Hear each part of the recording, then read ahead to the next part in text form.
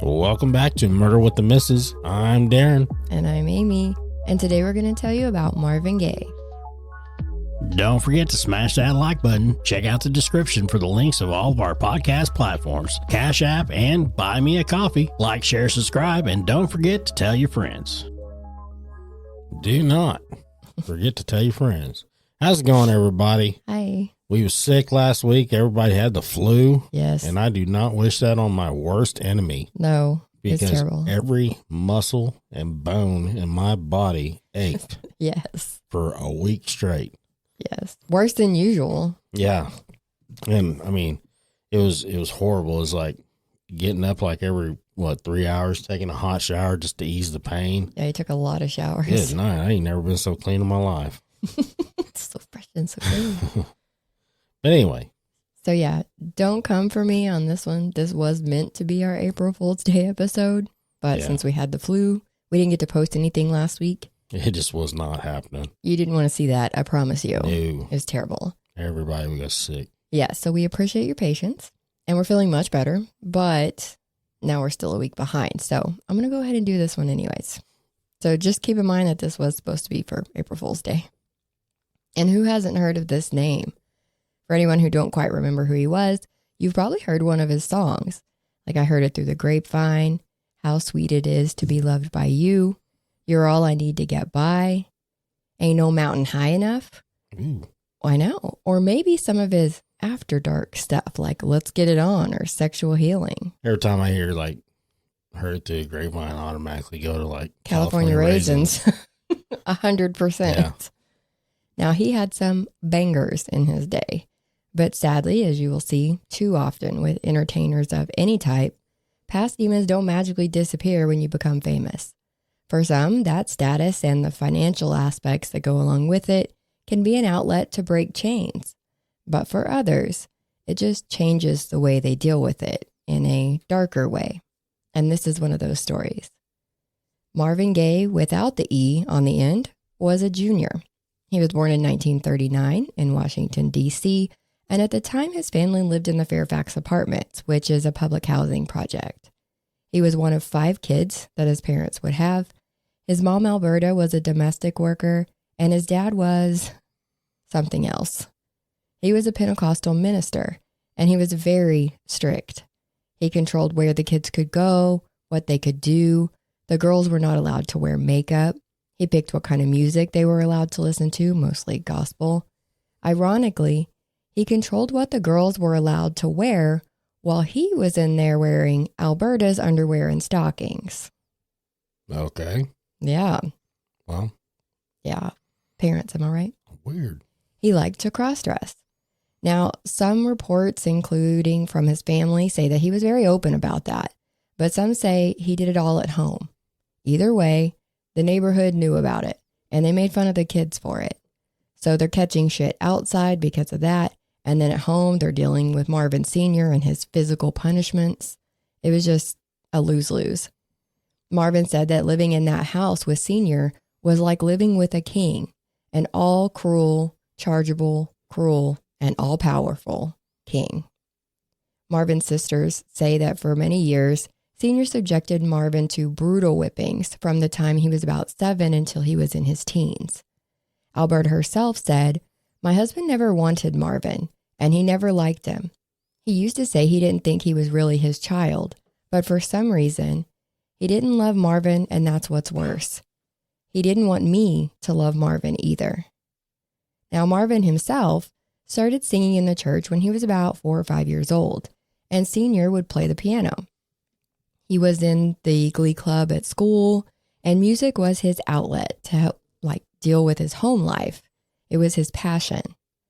In 1961, he signed with Motown Records, and some reports say that the record company is the one who added the E to the end of Marvin's last name because it was just G-A-Y, and they changed it when he got famous to G-A-Y-E. But according to Marvin himself, he added the E. And one reason was that he was made fun of. So they would say things like, "Is Marvin gay?" And things like that. And back then that was it's detrimental today too, but back then it was, they thought it was acceptable to talk to people like that. but it bothered him. So they say he added that E to kind of distinguish and to also distinguish from his father. And that was going back to like his father being a cross-dresser, because his father would cross-dress. People would assume that Marvin was also maybe homosexual or had certain proclivities. The founder of Motown Records was Berry Gordy. And I mention that because in June of 1961, 24-year-old Marvin married Berry's 41-year-old sister, Anna. And then a couple of years later, on November 17th of 1965, Anna's 16-year-old niece had a baby boy. Marvin and Anna had no kids and couldn't have kids, so they adopted the baby and named him Marvin Gaye III. In a book by Michael Eric Dyson called Mercy, Mercy Me, he reveals... He reveals that Marvin was actually the baby's biological father. Was he? Well, nothing was ever made public to confirm or deny whether he was biologically his or not. Everything says that Marvin III was his adopted son, but he always treated him like a biological child, and that's what's important in the end. And we'll pass right over the accusation of Marvin getting a 16-year-old pregnant, okay? And we'll talk about his professional life. Now, he's becoming more and more popular. In 1971, he released his What's Going On album, and he and Senior actually had a little upstep in their relationship. But don't get excited, though, because it didn't last long and it was never really that good. But they did seem to be getting along a little better. Marvin was always closer to Alberta, and then he became the successful one of the family, right? The breadwinner. So that really made Senior and his relationship way worse. Senior never approved of his singing career. Like, how dare you be successful? Because he was successful by singing secular music, which is anything that's not religious. So he had a big problem with that. Now, also in 1971, Motown changed and then released an album without Marvin's permission.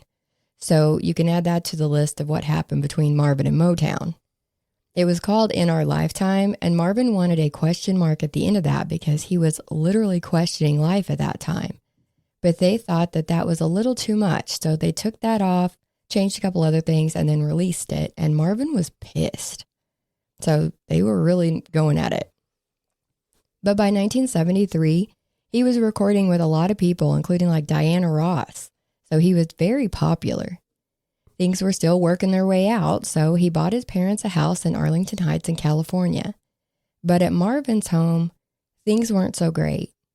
In 1975, Anna and Marvin were getting a divorce. Marvin would say, "There was a tremendous love between us and tremendous need for one another, but I couldn't be controlled. Not by a wife, not by a manager, not by a record company. I was born a ram and a rebel." He is a rebel. He's a rebel. Now, it happened that in the divorce, Marvin was ordered to pay alimony. And, well, yeah, it happens. Okay. But funds were kind of low at that time. You know, back then, record companies took all your money. They still do now, and people fight tooth and nail to keep their own stuff.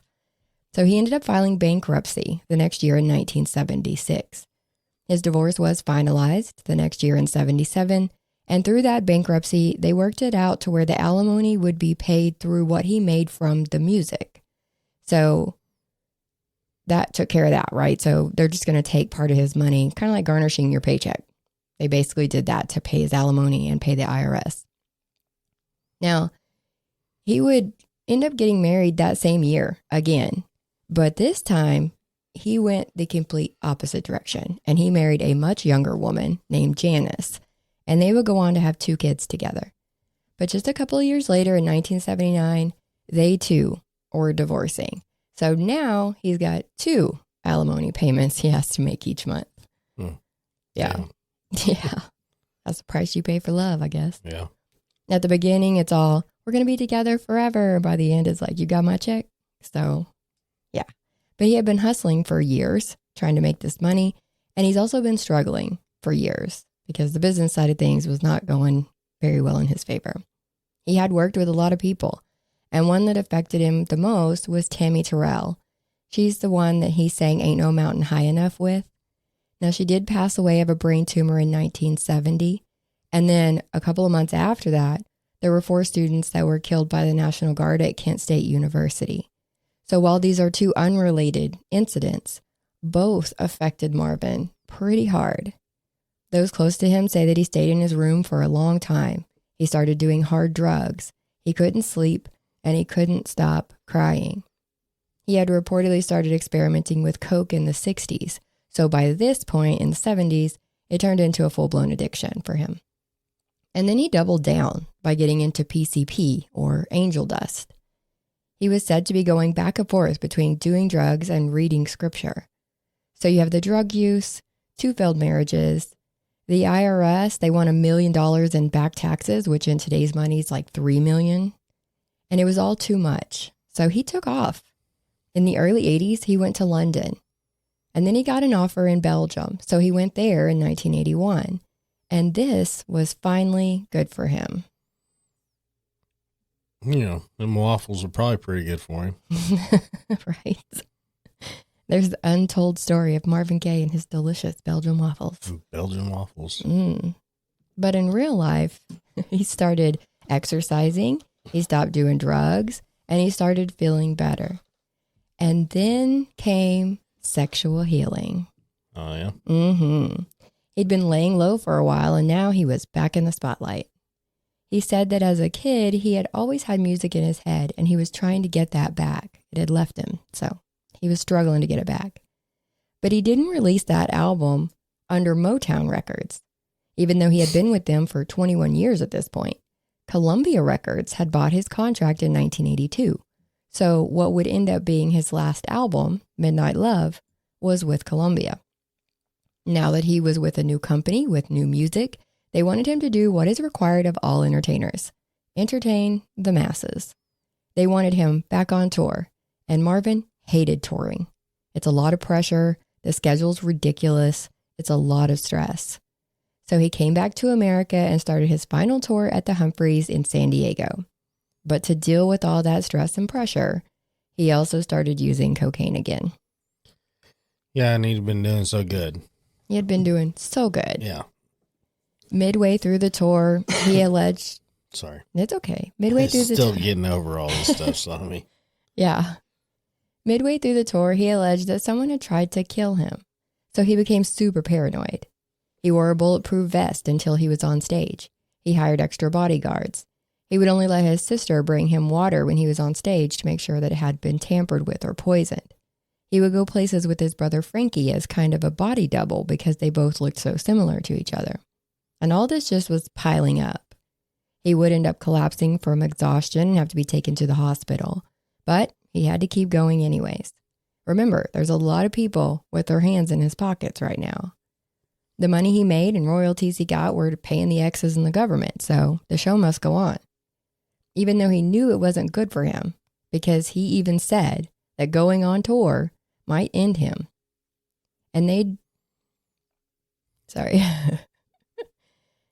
have him, they'd like pat him on the back, they'd tell him what a good boy he was, and then ship him right back out on stage. So he really didn't have anybody there that was like, take a break. You're allowed to cancel your tour. You're allowed to take a break, cancel a show or two. Nobody was doing that. Everybody's like, dance monkey. And the tour ended in August of 1983. And Alberta was recovering from kidney surgery, so he went home to take care of her. And I say that, but he was actually just helping take care of her because this was a family home. His mom and dad lived there, his 2 sisters, and his brother and sister-in-law stayed in the guest house on the property, so they were all right there. Well, everybody was together. Everybody. It was a pretty decent-sized house, so, I mean, they had their space, but at the same time, that's everybody just hanging out. Yeah. And they had a house in Washington, D.C. too, because it was reported that Senior was on a business trip and staying in that Washington, D.C. house when Marvin got home from tour. But he did come back to California in December, so they were all right there together. And apparently things between Marvin and Senior didn't take long to blow up. The growing conflict was too much. And Jean and Ziola, left the house not too long after Senior got home. These are Marvin's sisters. For 6 months, the 2 men tried to stay away from each other. And this, like I said, is a decent-sized house, but it's not that damn big. So there's altercations happening. They keep running into each other and things keep coming up. And there was a time that Senior had actually called the cops. Excuse me. Same here. Yeah. Senior had actually called the cops to make them kick Marvin out of the house. And he did leave, and he went to stay with one of his sisters, but he did go back because he said, after all, I have just one father. I want to make peace with him. Now, depending on how you look at what's about to happen, Marvin either made a poor choice or a calculated choice when giving his father a Christmas present. He gave Senior a Smith & Wesson .38 special pistol to protect himself against intruders. My goodness. So I want you to keep that in mind. All right. Yes, and I think we'll take a break so I can get a drink. Okay. Well, we're going to take a quick break to stick with us. We're going to hear from a word from our sponsors. I'm going to get these words out. Words are hard. Just stick with us just for a second. Do you or someone you know live in an apartment community? Are you balling on a budget? Make your money work for you. Some apartments don't even offer a washer and dryer included in the lease. If you want that life, you need to contact My Laundry Solutions. They service areas in Oklahoma, Missouri, and Texas. Their newest location is in Fort Worth, with more locations opening in Texas in 2025 and 2026. Check the website for locations near you.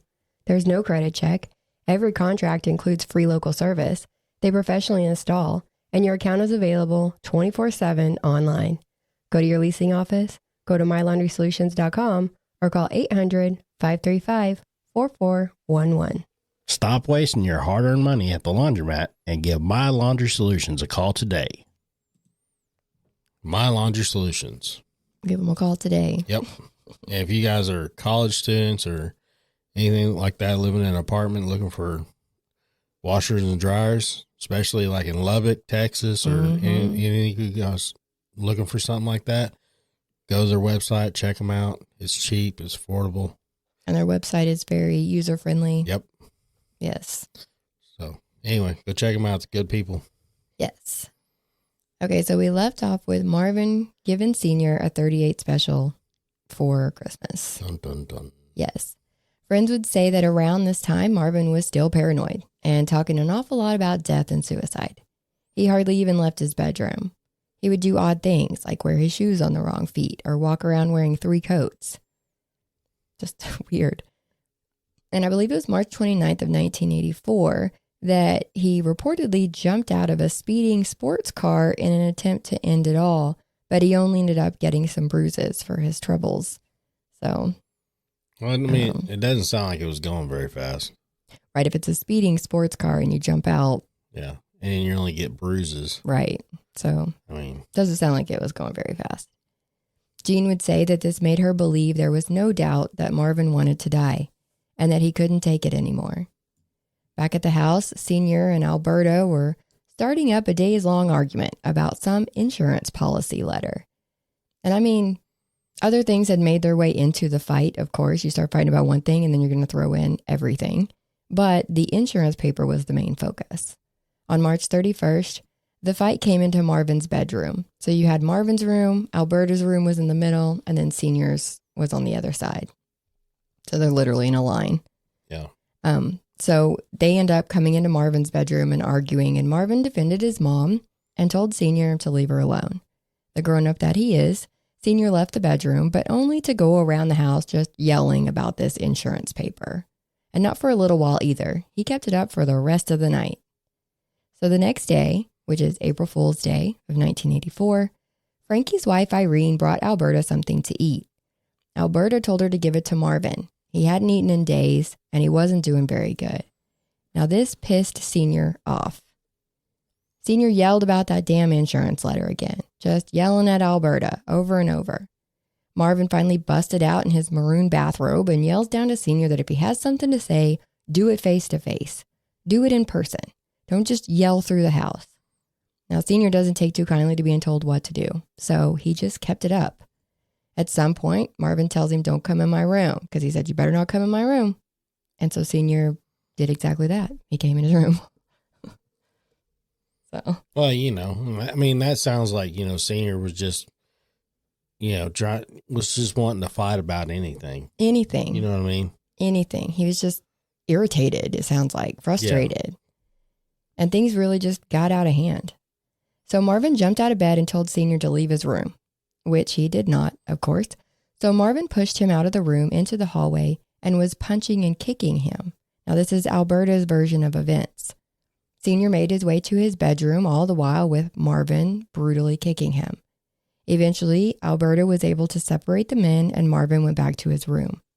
At 12:38, Senior came out of his bedroom with that .38 special that Marvin had given him for Christmas, and he shot Marvin directly in the heart. Alberta would later tell the police, "I was standing about 8 feet away from Marvin when my husband came to the door of the bedroom with his pistol. My husband didn't say anything. He just pointed the gun at Marvin. I screamed, but it was very quick. He, my husband, shot and Marvin screamed. I tried to run. Marvin slid down to the floor just after the first shot." The first shot. Mm-hmm. So he shot more than once? Yes. Wow. In a 2018 episode of Autopsy: The Last Hours of, forensic pathologist Michael Hunter says he believes that Marvin was actually initially shot in the left shoulder by Senior while they were standing about 2 feet from each other, and that the shot penetrated the left shoulder just below the clavicle and exited his back without causing any serious injury. He would have fallen down after he was shot, and that's when Senior fatally shot him in the chest. So that's why there was such a weird trajectory when they looked at the path of the bullet. Because the bullet traveled diagonally down through the heart, the lung, the diaphragm, the liver, and the kidney, finally stopping in the left side of his torso. So he definitely has a downward angle. If they were standing directly in front of each other, it wouldn't have been like that. Yeah. So Hunter said that the direction of the bullet trajectory suggests that Marvin was positioned toward his father and that his father was likely to have been moving away at the time that he made that shot. Now remember that Marvin's brother Frankie and his wife Irene live in the guest house, so they hear the shot. They hear the first one. Now the first one, they thought it was a car that backfired. Irene was convinced, "Did you hear that gunshot? That sounded like a gunshot." But Frankie was like, "No, we're right next to the freeway, so it was probably just a car that backfired." Yeah. But then they heard Alberta screaming. So they run outside and Alberta runs into Irene's arms, crying and screaming, "He shot Marvin. He's killed my boy." Frankie headed into the house. He's creeping up the stairs and down the hallway because he doesn't know where Senior or that gun is at. But he needed to get to Marvin. He finds Marvin in his room and he's bleeding very badly. But according to Frankie, he was still alive. He held Marvin while they waited for an ambulance, and he said Marvin was barely able to speak above a whisper, but said, "I got what I wanted. I couldn't do it myself, so I had him do it. It's good. I ran my race. There's no more left in me." Now, after the cops got there, they wouldn't go into the house. So Irene went in, and she went to Senior's bedroom and asked him where the gun was. And he wouldn't tell her. He was kind of in a daze, like he wasn't realizing what was going on. He wasn't acknowledging anything. It was just, he was in the zone. So she started searching for it while Senior made his way out to sit on the front porch. She found it under his pillow on his bed, and she came outside and dropped it in the yard, and Senior was arrested. Wow. This story sucks. I know. I know.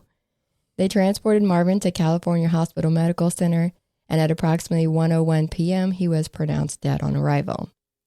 Senior told the police that he was scared that something would happen to him, and he only shot in self-defense. He said he didn't know that the gun had real bullets in it. He thought that they were either blanks or BBs. He didn't cry. No, I'm sorry, he did. He did cry when they told him that Marvin had died from his injuries. But when they asked him if he loved his son, he reportedly said in a soft voice, "Let's say I didn't dislike him." Wow. Obviously, news stations reported his sudden death, but a lot of people thought it was a hoax or an April Fool's Day prank. But it wasn't. The Prince of Soul, the Prince of Motown, was dead. Marvin's funeral was on April 5th at Forest Lawn Memorial Park in Glendale. Over 10,000 people were there. Smokey Robinson and Dick Gregory gave eulogies. Stevie Wonder sang. He was even given a burial plot, but the family had him cremated instead. Some of his ashes were spread near the Pacific Ocean, and then Marvin and Marvin III and Anna, his first wife, kept some for themselves. Now, by law, his estate was split equally between the 3 kids. At the time, the oldest was Marvin III, and he was only 17. Marvin had still been paying off all those debts, too, so there really wasn't much for them to split up. But the managers of his estate did things the right way, and the debts would eventually get paid, and money would actually start coming in again to the estate. Well, they were smart about it. They were very smart about it, yeah, because royalties are going to keep coming in. So you still got to manage what's coming in. And they apparently did a really good job. And one of the biggest things that happened to help the estate. Well, because you got to think, when did the California Raisins come out? That was in the 80s. I remember being a California Raisin for Halloween. So this is after he died? It would have been around the time he died, yeah. Sometime around in there. So, they was getting royalties from the California Raisins, and they was their own group on top of that. They was under contract themselves, which is kind of weird, but, It's like the Gorillas. They're not a real band. They're AI or whatever. But cartoons. But that's what I'm saying. So, he was probably getting royalties off of that with, all along with his music. Because he was an actor at some point. If you look it up, the California Raisins was actually ranked like number 1 of course on the charts. Of course they were. Heard it through grapevine and stuff. I remember watching them as a kid and stuff and everything. I know.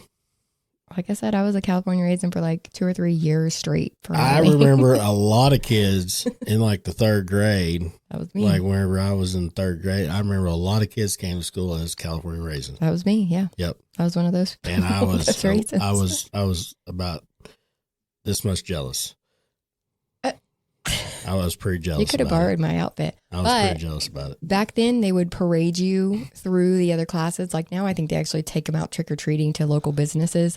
But back in our day, they just each class would parade through the other classes in their building to show off their costumes.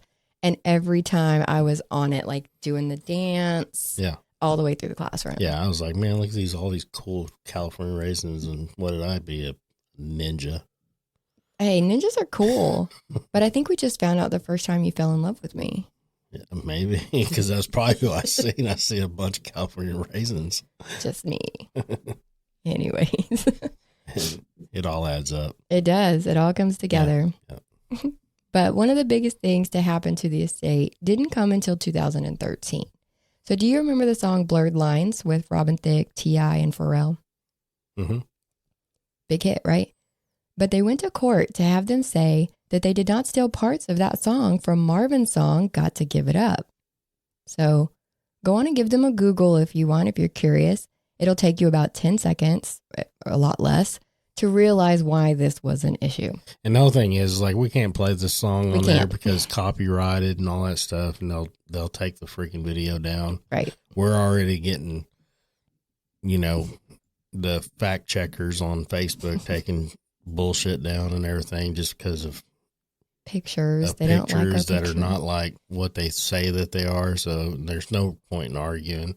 No. So just give them a Google. You got to Give It Up by Marvin Gaye and then Blurred Lines by Robin Thicke. So if you just look those two up and listen, like the first 5 seconds, you're going to be like, yep, I know why they went to court. Now, at that time, his kids had the rights to his recordings and the estate had the rights to his performances.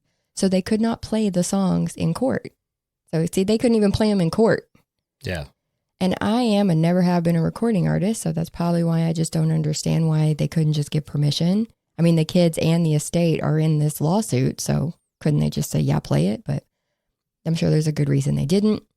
But this meant that the court had to rely on sheet music and experts to compare the two songs side by side. And they would end up agreeing with the Gaye family and awarding them $7.4 million in 2015. So that made way more off. They made way more off of that song than that, Plus, Blurred Lines made a lot more money off that song than $7 million. Yeah. But they could only take money from certain aspects of it. not like the touring or the performance of it because that's their own. But they could do it off the actual music. So that's whenever what they won, so when they won Mm-hmm. this, did they have to take that off their? No. So they was able to use it after that? Yep. Okay. Yeah. They were still able to use it. This well, was that's just good. At least then after that, they could still make their Mhm. money off of it. Right. You know, Right. So Everybody.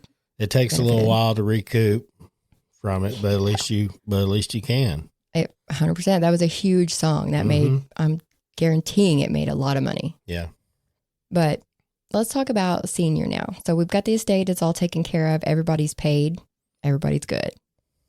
Now, Senior, Marvin's siblings had actually come to the conclusion that this was more of a premeditated suicide on Marvin's part.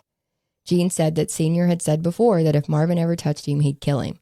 So the whole family knew if any of the kids tried to lay a hand on him, even though he was beating them, that he would kill them. I brought you in, I'll take you out, that kind of situation. She later said that Marvin forcing Senior to kill him accomplished 3 things. He brought relief to Mother by finally getting her husband out of her life. That's how they refer to Alberta. And he punished Father, which is how they refer to Senior, by making certain that the rest of his life would be miserable. And he put himself out of his own misery. She said, my brother knew exactly what he was doing. They say he really thought this out, huh? Yeah.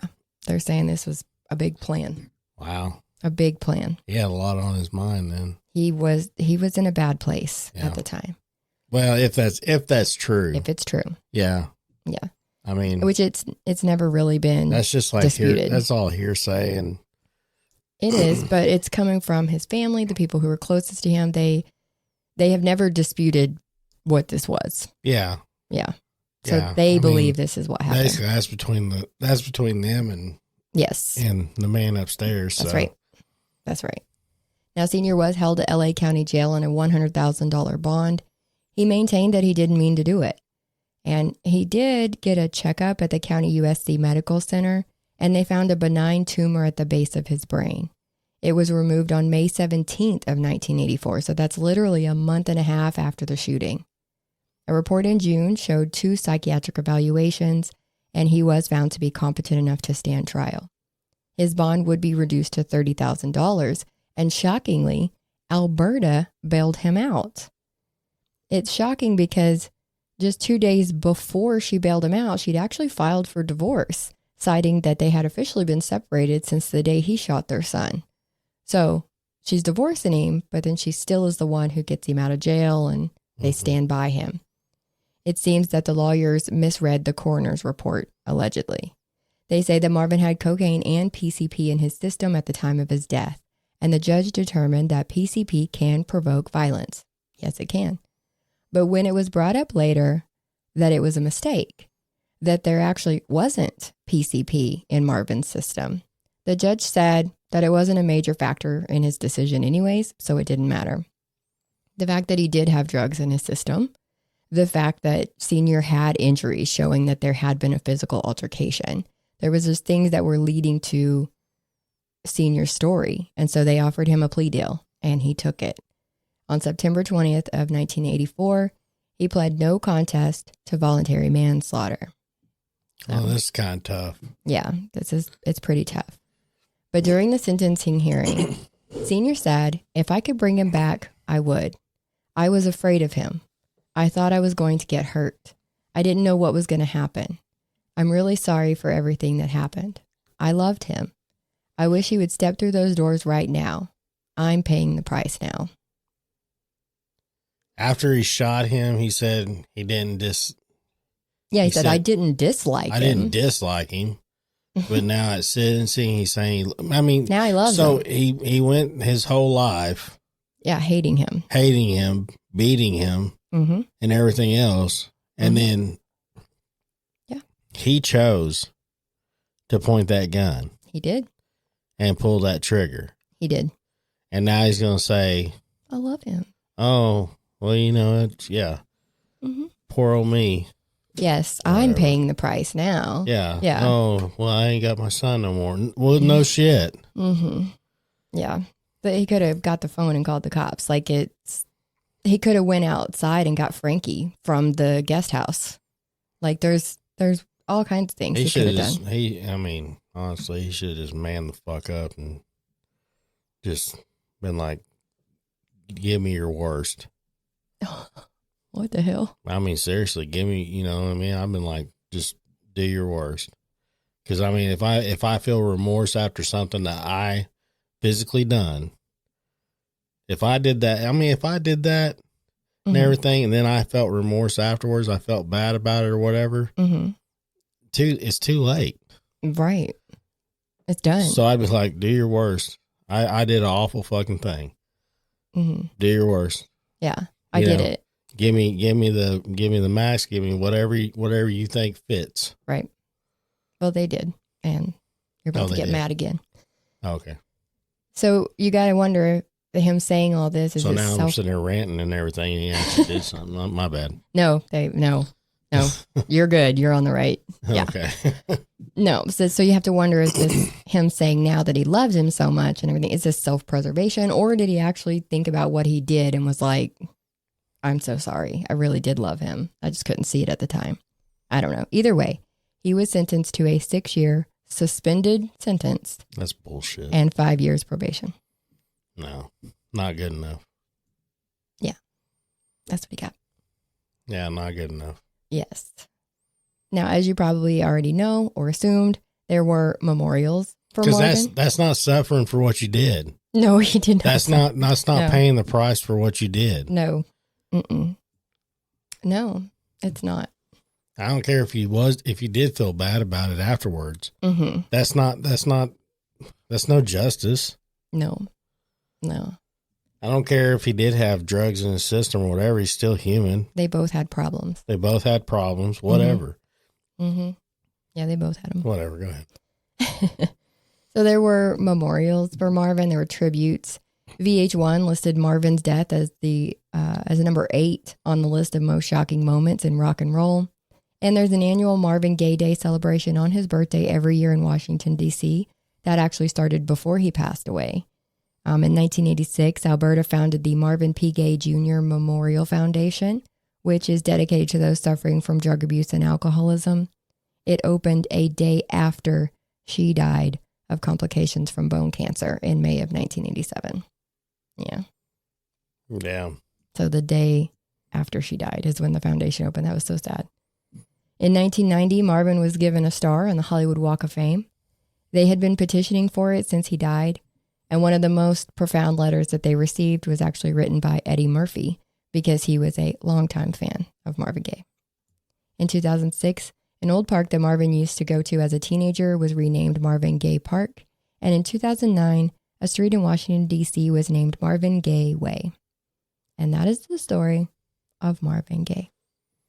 We also listen to his music today. It's in the movies, it's on TV, and it just had a very tragic story to go behind it. Yeah, you hear his music everywhere. Everywhere. That's why at the beginning, I'm like, I really would find it hard pressed for even the younger generation to not know who Marvin Gaye was, because his songs are still everywhere. Everywhere. Yeah. That was a big deal. But that was it. So if you like our content, please like, share, subscribe. Hit that notification bell so you know when a new episode drops. If you'd like to contribute, we have Cash App at #MWTMpod. Or we have Buy Me a Coffee at buymeacoffee.com/MWTM. Yes. So that's it for this one. Yep. So catch us up on the next one, which will be Friday. Yes. Yes, we will have 2 episodes this week. I promise. Yep. Because we are recording them today. Yes. So. Yeah, just in case something happens. We're getting caught up this weekend. Yes, we are. Because we don't want this to happen again. No, we're so sorry. So sorry. So, guys, don't forget to tell your friends. Tell them all. Tell everybody you know. Tell your mama. And most of all, we're looking for subscribers. Yeah. So, if you guys like our content and you guys want to hear more, yeah, share our content with your friends and tell them to come in, like, share, subscribe, and, we'll tell them stories. Yeah. We'll tell them stories. We'll try to do the best we can, but I'll put up the links where most of our stuff are, and we'll see you guys next time. Bye.